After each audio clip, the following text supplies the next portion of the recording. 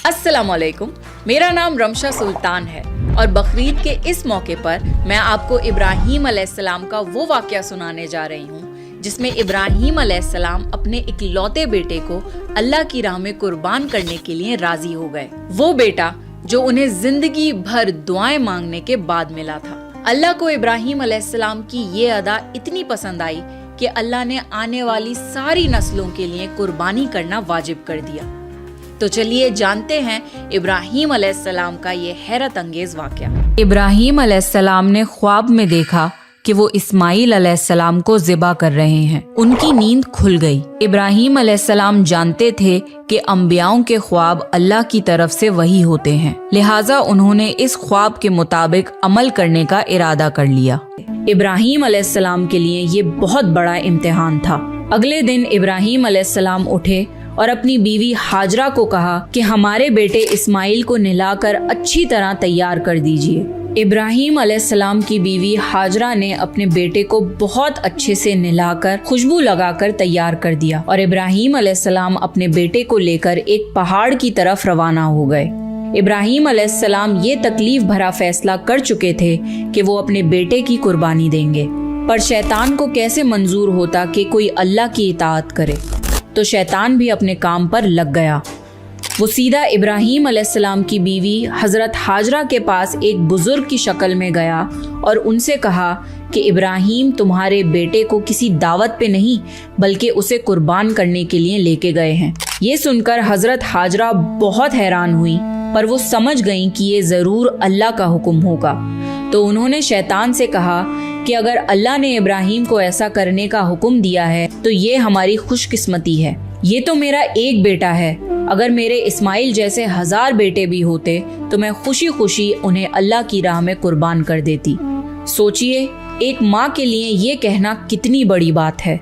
जब शैतान हजरत हाजरा को भड़काने में नाकाम हो गया तो सीधे उनके बेटे इस्माइल अलैहिस्सलाम के पास गया और कहने लगा कि तुम्हारे बाबा तुम्हें किसी दावत में नहीं बल्कि तुम्हें मारने के लिए लेके जा रहे हैं। जवाब में इस्माइल अलैहिस्सलाम ने कहा कि अगर ये अल्लाह का हुक्म है तो मेरे लिए इससे बड़ी क्या खुशनसीबी की बात है कि मैं अल्लाह की राह में कुर्बान हो जाऊं। 13 साल के बच्चे में इतनी समझ और बहादुरी होना कितनी बड़ी बात है। यहाँ भी जब शैतान नाकामयाब हो गया तो वो इब्राहीम अलैहिस्सलाम को भड़काने की कोशिश करने लगा कि तुम्हें ये बेटा इतनी मन्नतों से मिला है, अगर तुमने इसे कुर्बान कर दिया तो बुढ़ापे में तुम्हारा सहारा कौन बनेगा, और अगर अल्लाह ने ये कुर्बानी भी कबूल नहीं करी तो तुम्हारा कितना बड़ा नुकसान हो जाएगा। ऐसा मत करो। शैतान हर तरह से उन्हें बार बार बहकाने की कोशिश करता रहा और गुस्से में आके इब्राहीम अलैहिस्सलाम ने शैतान को पत्थर मारे। यही वजह है कि जब लोग हज पे जाते हैं तो शैतान को आज भी कंकड़ी मारते हैं और ये हज के अहम अरकानों में से एक है। शैतान के जाने के बाद इब्राहीम अलैहिस्सलाम ने अपने बेटे को सारी बात बताई तो इस्माइल अलैहिस्सलाम ने फरमाया कि बाबा, अगर ये अल्लाह का हुक्म है तो मुझे ये मंजूर है। आप बस मेरे हाथ पैर बांध दिए और अपनी आंखों पे पट्टी भी बांध लिए ताकि आप जब मेरी गर्दन पर छुरी चलाएं तो आपको तकलीफ ना हो और आप ये करने से मुकर न जाएं। बस फिर इब्राहीम अलैहिस्सलाम ने अपने बेटे के हाथ पैर बांध दिए। बाप बेटे दोनों अल्लाह का हुक्म पूरा करने के लिए पेश हो गए। इस्माइल अलैहिस्सलाम ने अपने वालिद से फरमाया, जब आप मुझे ज़िबा करने लगे तो मेरी पेशानी जमीन पर रख दिएगा ताकि आपको मेरा चेहरा ना नजर आए और कहीं आपके हाथ रुक न जाएं। इब्राहीम अलैहिस्सलाम ने ऐसा ही किया और आंखों पर पट्टी बांध ली। अब उन्होंने छुरी पकड़कर गर्दन पर चला दी, लेकिन छुरी ने गर्दन ना काटी। इब्राहीम अलैहिस्सलाम ने जोर लगाया तो उन्हें एक दुम्बे की आवाज आई। इब्राहीम अलैहिस्सलाम ने हैरान होकर पट्टी खोली तो देखा एक दुम्बा कटा हुआ है और इस्माइल अलैहिस्सलाम दूर खड़े मुस्कुरा रहे हैं। अल्लाह ने इब्राहीम अलैहिस्सलाम को आजमाया और इब्राहीम अलैहिस्सलाम अल्लाह के एक हुक्म पे अपने इकलौते बेटे को कुर्बान करने के लिए राजी हो गए। वो भी वो बेटा जो उन्हें 86 साल की उम्र में पूरी जिंदगी बे औलाद रहने के बाद मिला था। अल्लाह जालिम बादशाह नहीं, अल्लाह ने इब्राहीम अलैहिस्सलाम से उनके बेटे को नहीं छीना बल्कि जिब्राईल अलैहिस्सलाम को भेज के इस्माइल अलैहिस्सलाम की जगह जन्नत का एक खूबसूरत दुम्बा कुर्बान कर दिया। इसके बाद से अल्लाह ने दुनिया भर में इब्राहीम अलैहिस्सलाम की इस सुन्नत को जिंदा रखा। اور آج بھی دنیا بھر میں مسلمان حج کے موقع پر قربانی کرتے ہیں تاکہ اللہ کی راہ میں ابراہیم علیہ السلام کی طرح قربانی کرنے کا جذبہ پیدا ہو۔ ایک اکلوتے بیٹے کی قربانی کے لیے تیار ہو جانے کے صلے میں اور سارہ علیہ السلام کی عظمت اور نیکی کے بدلے اللہ نے انہیں ایک اور بیٹے اسحاق علیہ السلام کی خوشخبری دی۔ ابراہیم علیہ السلام تب 120 سال کے تھے اور سارہ علیہ السلام 90 سال کی تھی۔ دونوں پر بڑھاپا طاری ہو چکا تھا۔ اللہ نے یہ خبر سنانے کے لیے فرشتے بھیجے۔ فرشتوں نے ابراہیم علیہ السلام کو سلام کیا اور بیٹے اسحاق علیہ السلام کی خوشخبری دی۔ یہ سن کر سارہ علیہ السلام بہت حیران ہوئی، کہنے لگی کیا میں بچہ جنوں گی؟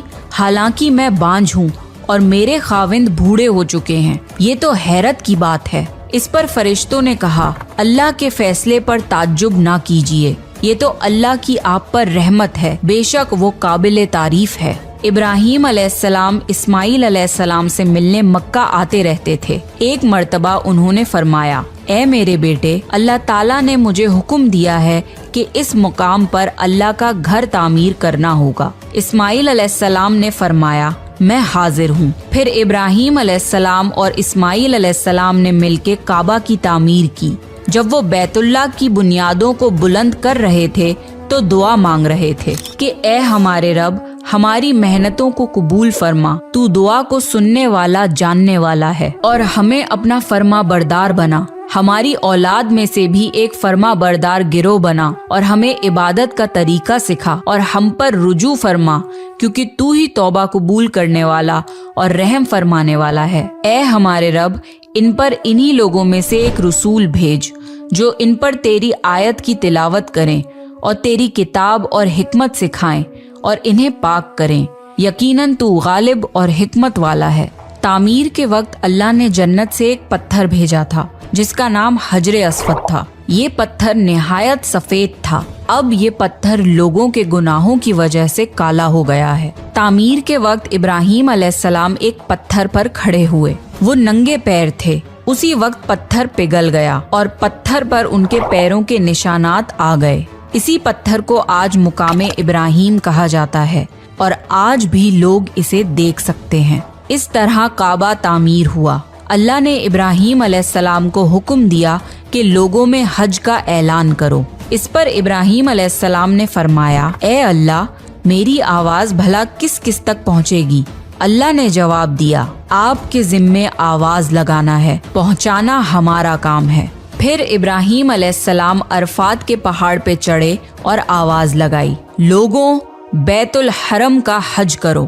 اس کی برکت سے اللہ نے بیت الحرم کی محبت لوگوں کے دلوں میں ڈال دی، جس کی وجہ سے آج تک ہر کوئی حج اور عمرہ کی خواہش رکھتا ہے، اور ہزاروں لوگ ہر سال بیت اللہ کا حج کرنے کے لیے آتے ہیں۔ ابراہیم علیہ السلام نے 175 سال کی عمر میں وفات پائی۔ ابراہیم علیہ السلام پر بہت آزمائشیں آئیں، پر ہر معاملے میں ابراہیم علیہ السلام اللہ کے وفادار رہے۔ اس لیے اللہ نے ابراہیم علیہ السلام کو خلیل الرحمن کے لقب سے نوازا، یعنی اللہ کا دوست۔ تو یہ تھا ابراہیم علیہ السلام کا واقعہ۔ اس سے ہمیں سبق ملتا ہے کہ ہمیں اپنی ساری عزیز چیزیں اللہ کی راہ میں قربان کرنے کا جذبہ رکھنا چاہیے۔ یہ تھا ابراہیم علیہ السلام کی زندگی کا ایک چھوٹا سا حصہ۔ اگر آپ ابراہیم علیہ السلام کی پوری لائف سٹوری جاننا چاہتے ہیں تو میرے چینل پر ابراہیم علیہ السلام کی سٹوری کو ضرور دیکھیں۔ اگر آپ کو پروفٹ سیریز میں انٹرسٹ ہے تو میرے چینل کو سبسکرائب کر لیجئے، because I have many more parts on profit stories coming soon انشاءاللہ۔ اس ویڈیو کو زیادہ سے زیادہ لوگوں کے ساتھ شیئر کریے، and I will see you next time. This is me Rimsha Sultan signing of.